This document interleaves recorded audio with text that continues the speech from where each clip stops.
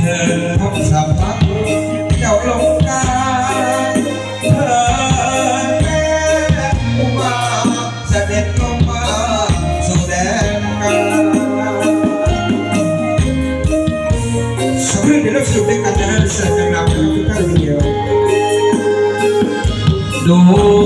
งชะตามอบให้ฟ้ากับมองชีวิตดังดิบทาพิธา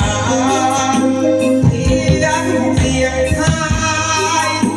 น้ำดอกเนื้อประกาศกับปากมันอย่าผ่านมาลำคา